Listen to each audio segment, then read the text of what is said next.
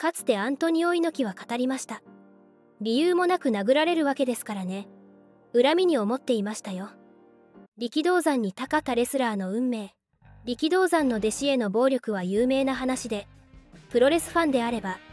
アントニオ猪木が力道山から理由もなしに殴られていたのは有名な話です。木刀でめった打ちにされた。ゴルフクラブでいきなり頭を殴られた。海の真ん中で船から降ろされて置き去りにされた。葉巻の火を腕に押し付けられたなど、さまざまな仕打ちが伝説として残っています。猪木は力道山の仕打ちに対して、力道山が俺を殴るということは、俺に対しては心が許せる。自分のストレス、弱さをぶつけることができるということだったと思う。逆に馬場さんに対しては、それができなかった。今になって感じることは、それが愛情だったかどうかはともかく、俺は心を開ける存在だったということじゃないかなと語りました。ストレスや弱さをぶつけるという理由で殴るというのはひどい話ですが、猪木同様、ひどい目に遭ったレスラーが他にもいました。マンモス鈴木、そして田中忠治。田中忠治は、力道山に足腰が立てなくなるまで殴る、蹴るの暴行を受け、何度も革靴で顔を踏みにじられました。また夜逃げしたマンモス鈴木は、縄で縛り上げられ、体中を木刀でめった打ちにされ、江戸時代の拷問のような制裁を受けました。力道山、恐るべし。そんな鬼のように怖い力道山に、たかりをかけたレスラーがいました。馬場や猪木の先輩にあたる、林牛之助です。牛之助はのんびりした性格が災いしてか、なかなか出世できずにいたレスラーでした。相撲出身のレスラーで、幼い頃は母子家庭に育ちました。力道山に父親の影を見た牛之助は、力道山がいないところでは、力道山を親父さんと呼ぶほど、親しみを感じていたのでした。ある夏の日、日本プロレスの事務所に力道山と数人のレスラー、そして事務員数名がいました。一人の事務員のある一言が原因で力道山の機嫌が急に悪くなり、場はどんよりとした空気になりました。力道山が感情を爆発させると、恐ろしいことになります。そんな最悪のタイミングで牛之助がふらっと事務所に立ち寄ったのです。そして機嫌の悪い力道山にこう言い放ちました。先生、こんな暑い日はざるそばに限りますね。みんなにざるそばおごってくださいよ。場に緊張が走りましたが、力道山は呆れた顔で、わしはざるそばなんて食わん、とそっけない返事を返しました。すると牛之助はひるまず、そうですか。では、先生は食べないとして、皆さん、食べる人は手を挙げてください。とみんなに挙手を促しました。俺たちを巻き込むな。と全員が心の中で叫び、当然誰も手を挙げませんでした。するとその様子を見た力道山は声を上げて笑いました。それ見ろ。誰も手を挙げんじゃないか。よしわかった。そんだけ言うなら、わしがおごってやる。その代わり、そばの数は20人前注文しろ。力道山は、牛之助にざるそばを20人前、注文させました。そばが運ばれると、お前さんが食べたいとわしに言ったざるそばが来たぞ。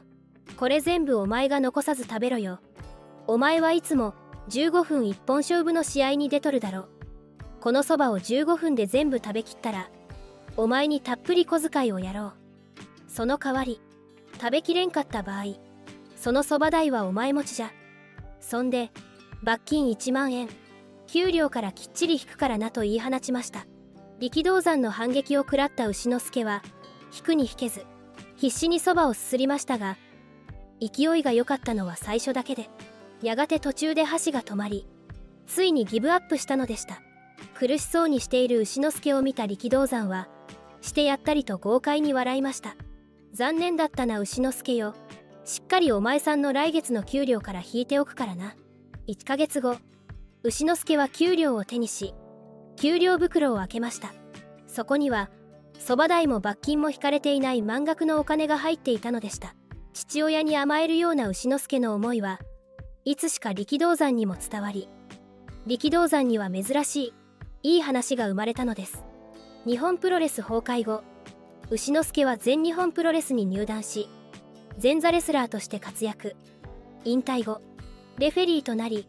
上樋口に次ぐ2番手のポジションになったのでした。何一つ良いところのない人でした。ジャイアント馬場は力道山のことを人間として何一つ良いところのない人でしたと評したと言われています。猪木と違いジャイアント馬場に対して力道山は暴力を振るいませんでした。暴力の被害を受けなかった馬場ですが、力道山の人間性を否定しました。馬場は平和主義者で他人といさかいを起こすことを嫌がったといいます。子供の頃悪さをしたと疑われて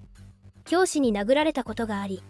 大人になってもそのことを思い出すと腹が立つと語っていました。不当な暴力を嫌う馬場は試合以外で後輩や若手を殴るということはない人でした。そんな馬場から見れば日常的に弟子に鉄拳制裁を振るう力道山はダメだと思ったのかもしれません。また馬場が海外遠征で稼いだお金がグレート統合を通じて力道山に流れていて、力道山から凱旋帰国した時にアメリカで稼いだ金は預かってる、時期が来たら清算すると言われていましたが、期日を過ぎても支払われず、力道山の死後日本プロレスが肩代わりしたという背景があり、お金にルーズなのはダメだと馬場は思ったのかもしれません。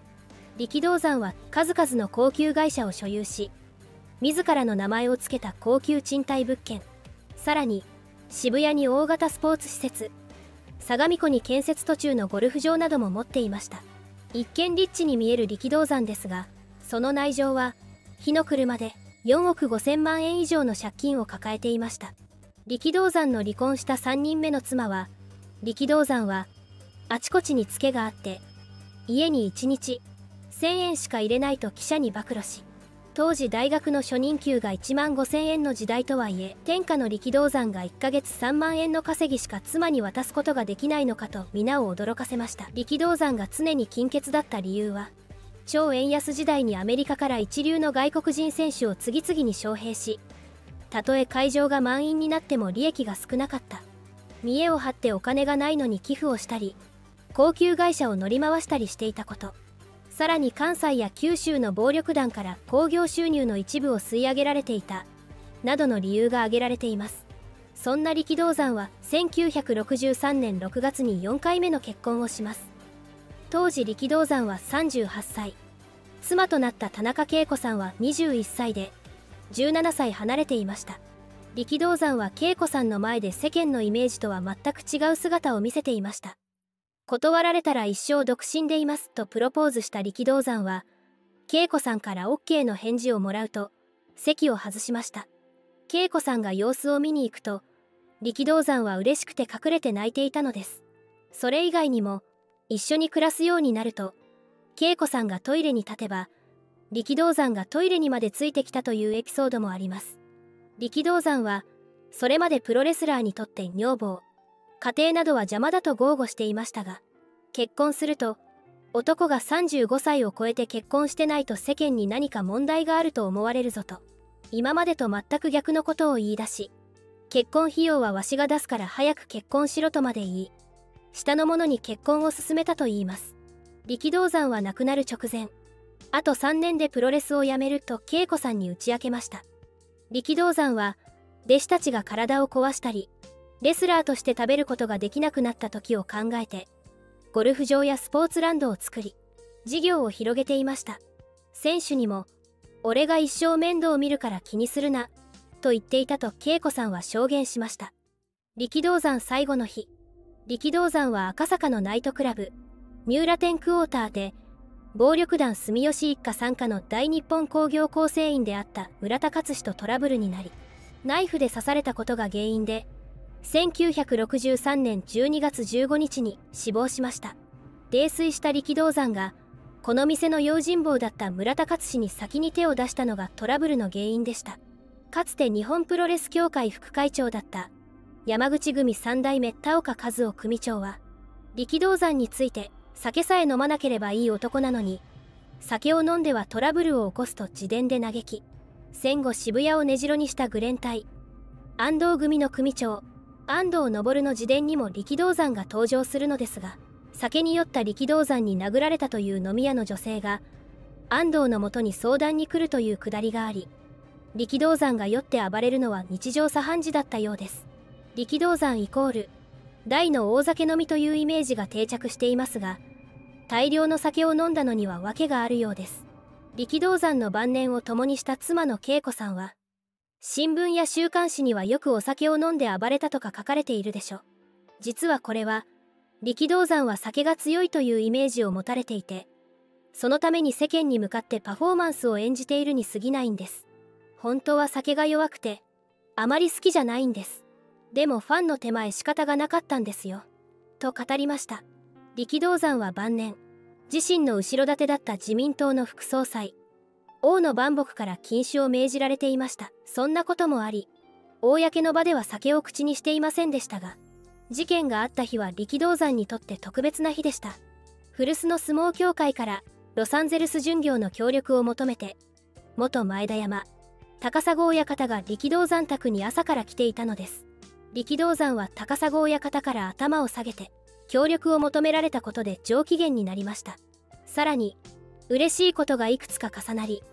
力道山はすっかり舞い上がって酒を飲んだのです。そこにデストロイヤーも加わって朝からお酒を飲み始めたのです。当時の力道山は